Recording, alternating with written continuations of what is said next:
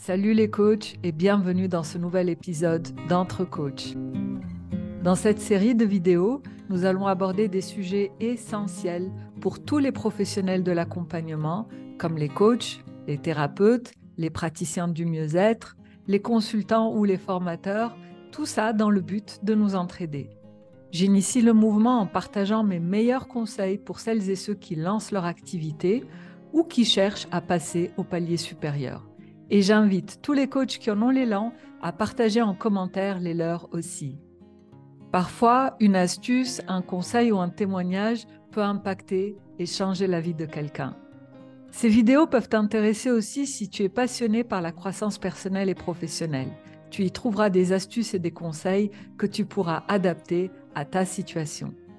Moi, c'est Shiraz. Je suis coach, formatrice, auteure et créatrice du Yin Coaching, une méthode de libération émotionnelle et transgénérationnelle qui allie 3 pratiques puissantes qui sont les lois et principes énergétiques, les constellations familiales et systémiques et ma capacité de claire connaissance.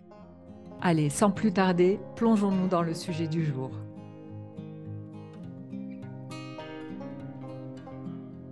Aujourd'hui, on va parler de comment être un bon coach ou une bonne coach. Autrement dit, on va parler un peu d'expertise, de pratique et de maîtrise. Allez, c'est parti. Tu es coach en quoi? Je ne sais pas toi, mais moi, c'est une question qui me donne du fil à retordre. Cette question, à mon sens, implique un champ d'expertise. Un champ d'expertise que je n'ai pas. Être expert, pour moi, implique qu'on a fait le tour d'une question spécifique, qu'on est incollable sur le sujet et qu'on peut répondre à toutes les questions. Et d'ailleurs, le terme expert, ce n'est pas quelque chose qu'on s'attribue nous-mêmes, c'est quelque chose que les autres nous confèrent. Ce sont les autres qui disent que nous sommes experts, en nous donnant par exemple un diplôme ou en nous donnant un prix ou bien en étant dans le classement des top meilleurs 3 ou meilleurs 10 ou encore en nous invitant sur un plateau de télévision en qualité d'expert. Ce sont les autres qui nous qualifient d'experts, pas nous.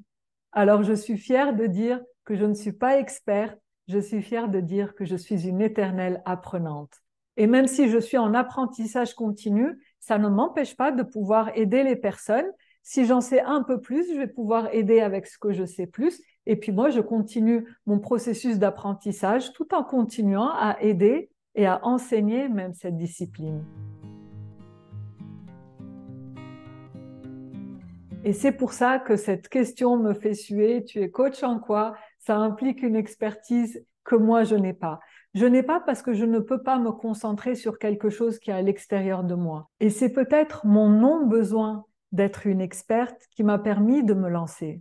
Parce que de toutes les manières, je ne m'attends pas à être une experte puisque je suis une éternelle apprenante. Bien, je n'avais pas le besoin de cumuler de l'expertise avant de me lancer. Et en d'autres termes, ça m'a même peut-être rendu service. Ça m'a permis de me lancer. Parce que le plus grand piège de la recherche d'expertise est là, il nous empêche de nous lancer.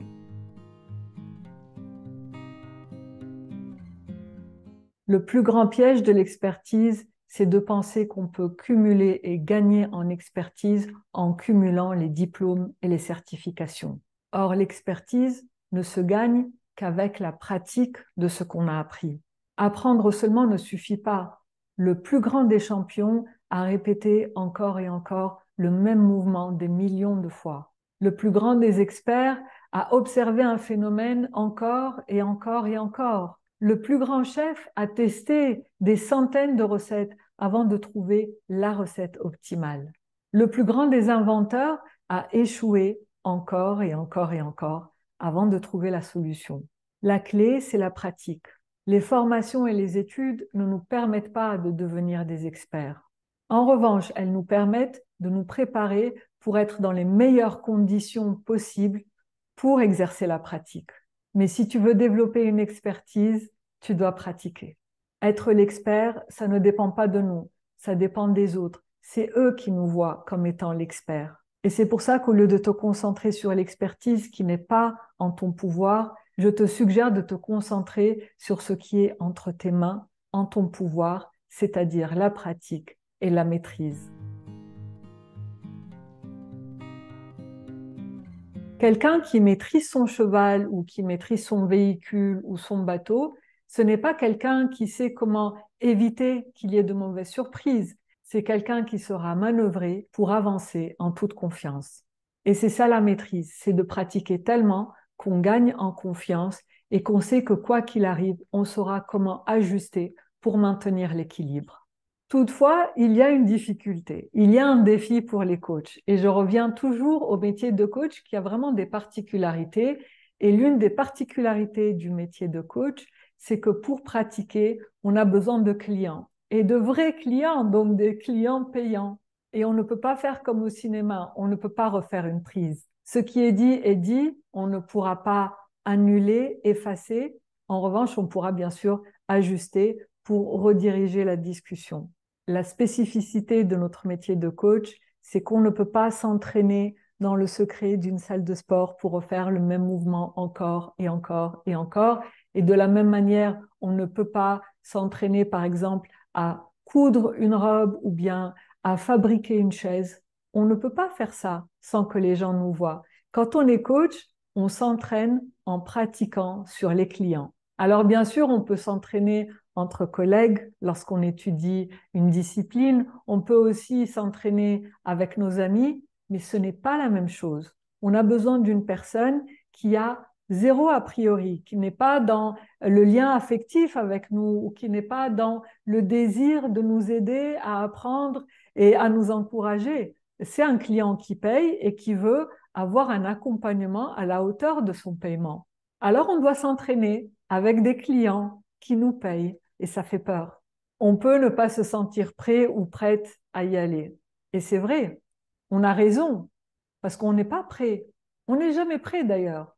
Si on attendait d'être prêt, je pense qu'on ne se lancerait jamais. Alors oui, si tu hésites à te lancer, c'est vrai, tu n'es pas prêt. Mais moi non plus, j'étais pas prête quand je me suis lancée. Et aucun des coachs qui se sont lancés sur cette planète n'était prêt au moment où ils se sont lancés. Parce qu'on n'est jamais prêt à 100%. Jamais.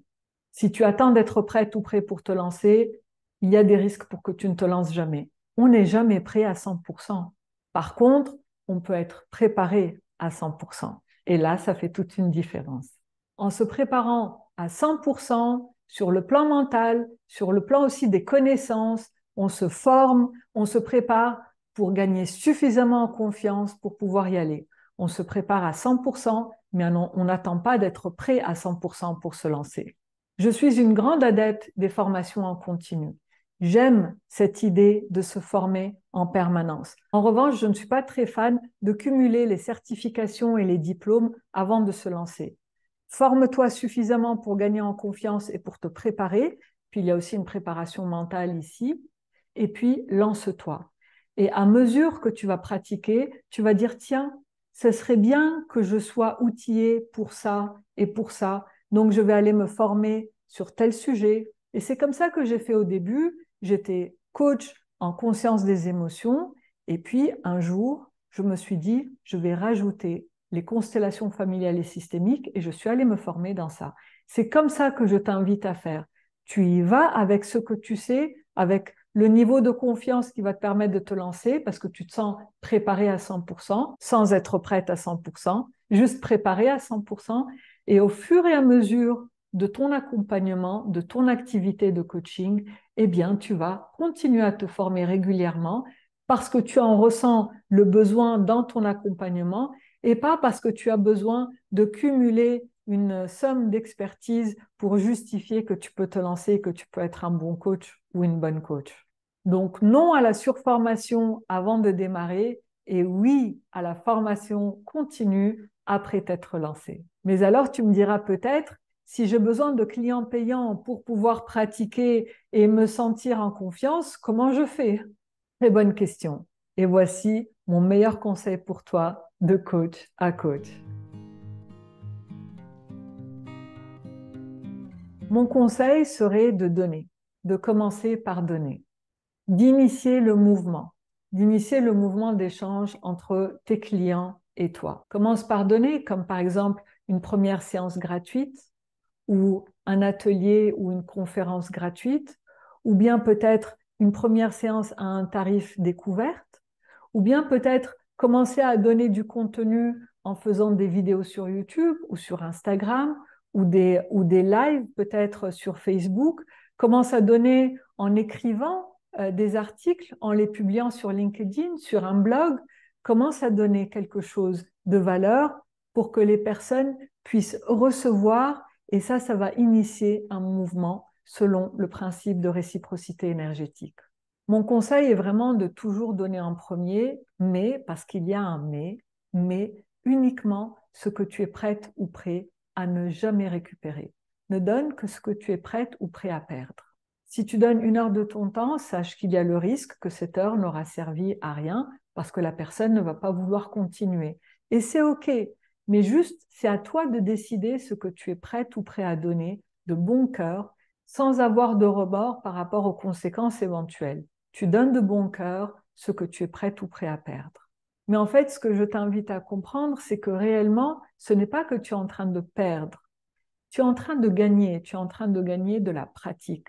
Ce qu'on t'offre en retour d'une séance que tu offres, justement, c'est la pratique. C'est l'occasion de pratiquer avec des vrais clients. Alors, je t'invite à faire des séances juste pour apprendre à faire des séances. C'est ça que je t'invite à faire au démarrage. Le but, c'est de pratiquer. Et bien évidemment qu'il y a un risque, mais le risque est conscient et tu vas alors décider ce que tu vas offrir de bon cœur. Et j'irai même plus loin. Dis oui à tout ce qui va te permettre de pratiquer. Dis oui. Oui à l'interview. Oui à l'invitation sur le podcast. Oui à l'atelier gratuit. Dis oui. Oui, oui à tout ce qui va te permettre de pratiquer. Jusqu'au moment où tu auras suffisamment pratiqué. Tu n'auras plus besoin de pratiquer juste pour pratiquer. À ce moment-là, et uniquement à ce moment-là, tu vas commencer à dire non. Non à ce qui ne soutient pas ton intention supérieure. Non à ce qui n'est pas aligné. Tu vas pouvoir commencer à dire non pour aller dans la direction que tu auras choisie. Mais au début, tu as besoin de pratiquer. Alors pratique, pratique, pratique. Lance-toi, exprime qui tu es. Ta vibration compte.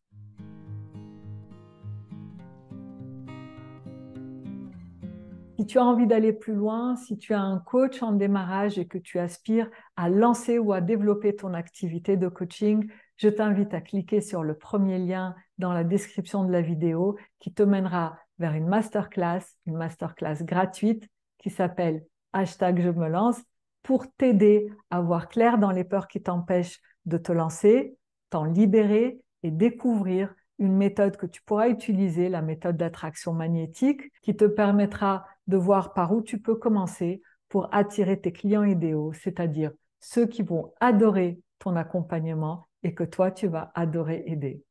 Alors, je te dis rendez-vous dans la masterclass. À tout de suite.